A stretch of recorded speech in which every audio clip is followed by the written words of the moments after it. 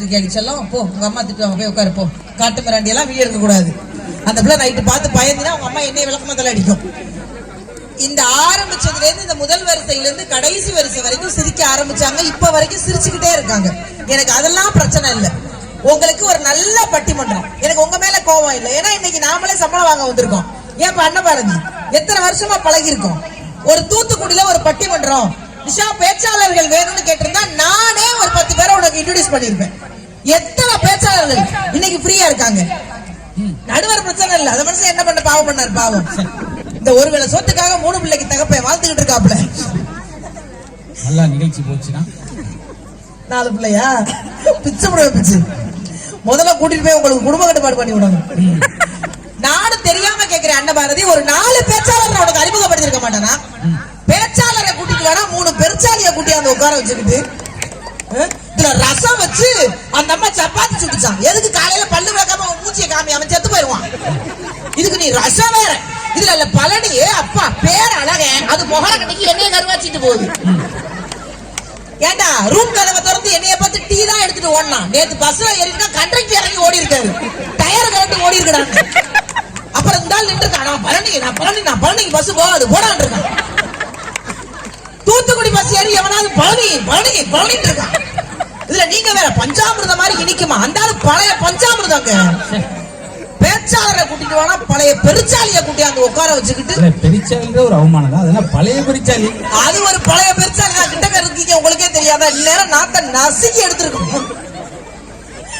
எவ்வளவு பெரிய பேச்சு.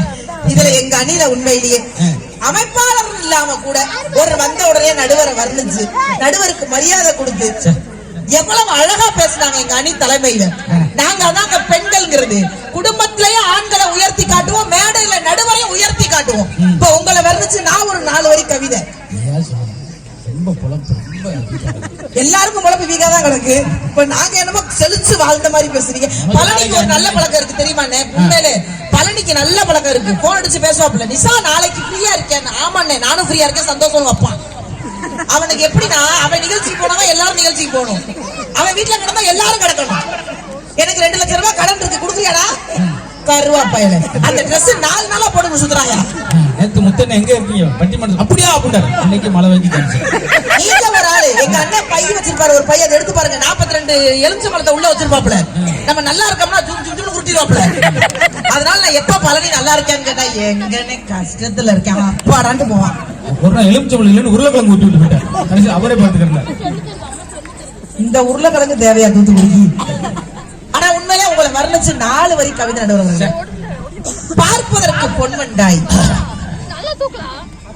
பழகுவதற்கு கற்கண்டாய்,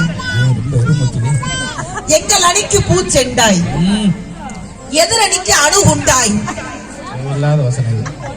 மொத்தத்தில் மரமண்டாய் அமர்ந்திருக்கக்கூடிய நடுவர் அவர்களே, இந்த வாழ்த்துக்கே நீங்க பெருமைப்படணும். ஏன்னா அவ்வளவு தூரம் எங்களை நீங்க கிண்டல் பண்ணிருக்கீங்க. எங்க அணியை நீங்க தாக்கி இருக்கீங்க. எங்க அணிக்கு என்னங்க குறைச்சு? உங்க அணி என்ன தாக்குனாலும் ஒண்ணாக கொடுக்க மாட்டாங்க. தாக்குற எங்களுக்கு தான் கையால் போயிருக்கோம். என்ன மாதிரியான ஒரு அணி, என்ன மாதிரியான ஒரு மக்கள். உண்மையில இந்த ஜுவல் நகைக்கடை ஸ்பான்சர் எங்க சார் இருக்கீங்க? எங்க இருக்கீங்க? அங்க போயிடாதீங்க சார், போயிடாதீங்க. உங்களோட நம்பிதான் இருக்கேன் நான். எனக்கெல்லாம் பெரிய ஆசை இல்ல. போட்டு ஆஃப் பண்ணுங்க, அவர் மட்டும் காணாம போயிடாரு. அப்பெல்லாம் அட்ரஸ் கண்டுபிடிச்சு வீட்டுல வந்து உட்காந்துருவேன். அர்ச்சந்திரன் என்னைக்கு நகை வாங்கினா நல்லதுன்னு சொன்னாங்க மேடம்.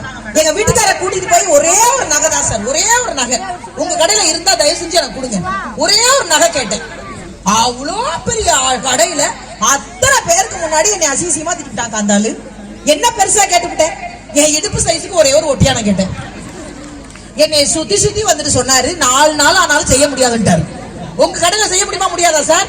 அவர் பாக்குறாரு சனியன உங்களோட தூரத்துல இருந்து வந்து ஒட்டியானமா குட்டியானைக்கு வேண்டி ஒட்டியான போட்டான். ஆனா நிஜமா சொல்றேங்க, வந்ததுல இருந்து பெண்களை திட்டினாங்கல்ல, எங்க பழனி அண்ணே மாதிரி ஒரு நல்ல மனுஷன். நான் எங்க அண்ணனை திட்டுறது, எங்க அண்ணன் என்ன திட்டுறது பழக்கம் தானுங்க. எங்க அண்ணனுக்கு 1 மாசத்துக்கு முன்னாடி கல்யாண நாள் வந்துச்சுங்க.